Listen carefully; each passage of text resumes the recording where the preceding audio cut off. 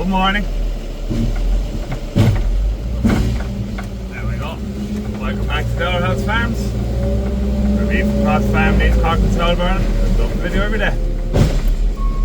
Start off getting the soil pushed in, see what's left over. We'll probably give that pasture a scrape now today, the fact it's wet. And start doing the mixes then. Just right out, taking the horse to schooling, do all the bedding down, move some cattle at grass, etc, etc, etc. Let's get out. Just getting these feed pastures cleaned off there now, especially this all murky weather. There's next to nothing on them, but look, it's nice to keep it clean, and the feed is damp now and everything's damp in this weather, so these were clean. We usually clean them on a Sunday and a Wednesday unless they need to be cleaned in the meantime, but look, that's what's, and most of that stuff was actually stuff I put into out in the yard, so there wouldn't be 2% waste. That's what we aim for, feed them to their appetite, not to what's on the book. That's the advantage of the program we have, Feed Link. It's a, not this one, it should be better. It's a serious job. It allows us to win it because we know exactly what went into the pen yesterday, so we know how much to cut it back by or how much to up it by, and it's very important to, you know, and someone told me he'd be a fairly good feeder. He told me the best way to get cattle to lick the trough, or the best way to get cattle to clean the trough every day is to clean the trough. So in other words, get out and clean it yourself, take away what's left over. You wouldn't like to be eating your cornflakes out of the bowl. You had your cornflakes out of yesterday, so you wouldn't mind eating out of the same bowl if yesterday's cornflakes was gone. So just keep it nice and fresh. You don't want any old sour feed in front of them or anything like that, and it doesn't take too long. So just give it one scrape of the bucket and keep it clean, and you'll have very little waste. Whereas if you only clean that, maybe say we clean that, we clean that every 2 or 3 days. If you only clean that once a week, you'll actually have exponentially more, because the more that's left there, the more they leave behind, you know. So they're not as inclined to come to the trough if there's all sour feed there. So that's why it's so important to keep it clean, and also not keep the feed up against the wall. Keep them back a little bit where it's always clean in front of them. They're not slobbering down over it, pushing it into the corner with their jaw. So that's a couple of helpful tips for anyone out there feeding cattle.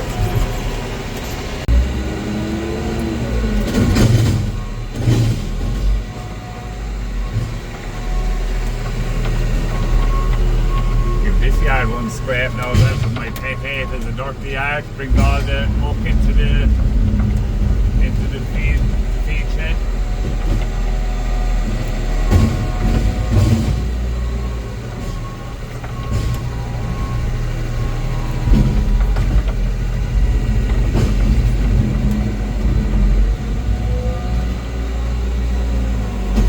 Beautiful.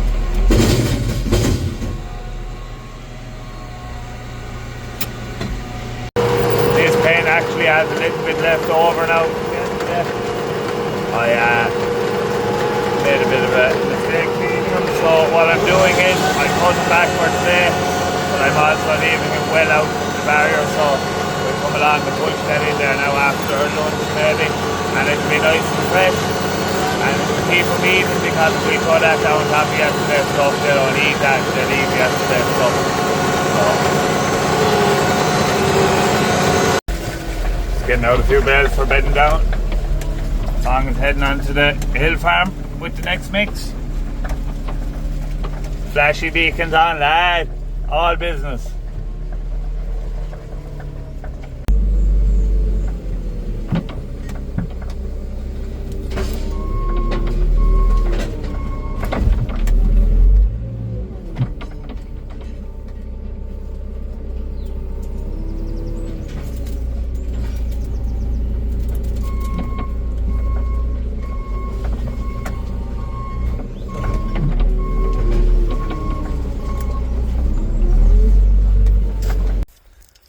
Up here checking these heifers. I thought it was supposed to be feckin' dry today. Starting to rain again already. But don't fear, my old pal Frank is here. So yeah, these old heifers are doing way fine. This is like a really gravelly hill and on top of it, so it's dry. So there's a good shallow rain for tonight, but I'll leave them there again now tonight, and we'll move them on tomorrow then. There's plenty of shelter, and the next stop automatically will be below the wire there, but there's no ditches. That's in the paddock, in the middle paddock in the 25-acre field, so there's 45 or 50 mil of rain coming for Friday and Saturday, so I'll put them above the wire there. There's shelter on two sides of the field, big massive grove that they'll have shelter from. So, and we'll fill up the feeder for them. Look, it's a little bit mucky around the feeder, but an absolute thing and nothing. You won't, what is it? 1/4% of the field. So, and it's keeping them all thriving very well, stretching our grass really good. We'd never be out this late. So, our heifers are in good order. That feeder empty. Genie mackerels, couldn't be. Only filled it Saturday. Yeah, it's not empty yet there, but we'll probably fill it tomorrow because I'm away Friday and Saturday. I have the Nuffield conference Friday, and I've the morning after the night before of the Nuffield conference on Saturday morning. So, and I must go with a runner in a point in Thurles Saturday or Sunday, so I'll have to walk that Saturday morning, and I might try and go to Dairy Day in Limerick as well if I have time. So I'll be away for 2 days, so just not to Fong and Small Jim will be here Saturday as well, so just try and keep the workload down on everyone. So yeah, look, we'll graze away this paddock. Is actually a little bit more poached over here around the feeder now, but nothing major. So we'll graze away this paddock today. I'll give them a shift then tomorrow, put them above the wire, fill the feeder, and we're actually going shifting cattle down the hill farm there now in a minute. We're going to bring them back. We're going to put them into a paddock by the yard where there's actually a shed they can go into for Friday and Saturday if they want. And the ones across the road, what is our own farm relative to here? Now, put down Frankie boy. Our own place is wait, I think. So, where am I now? Yeah, so see the field with the elbow in it, and just to the right of that, or the field to the elbow, that's where I'll be taking the videos from. I thought it was the highest point. Yeah, it's actually not, because up behind it is even higher again. I thought that was the brow, but it's obviously not. But yeah, so look, it's about just fucking, it's not simple now. Grazing this time of the year is not simple. Don't ever let anyone tell you it is.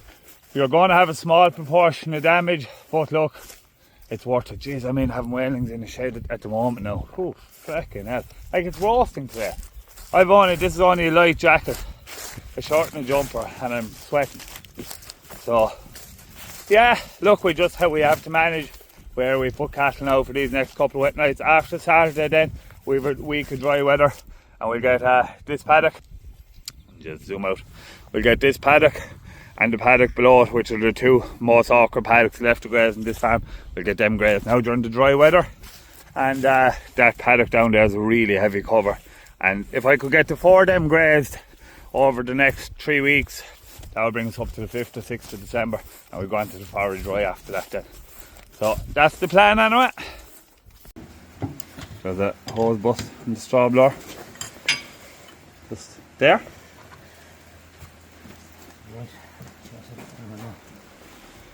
We'll have to replace it. Obviously you can't use a replaceable end. Oh shit, stuck my finger on it. Stupid ages. Use a replaceable end on there because there's no room, so we'll take it off. But yeah, and the machine that's being used every day, it needs to be kept good. We were down the bridge farm moving cattle, and I was on the quad. Started lashing right, and I had to drive the whole way back in it. But anyway, first load of cows of the year arriving on now for contract finishing. We have off here in the top paddock again, didn't settle down. I've gone off taking some horses schooling. I'll follow on. I must go and get that hose fixed afterwards. take my own Jeep. That was a friend of that. Just finishing up the jobs now for the evening. Get some beet loaded up so we'll have it to chop for tomorrow, about 5.5 ton. So just once the beet starts to peep over the top of the sides of the dyke feeder, that's how we know we're in business.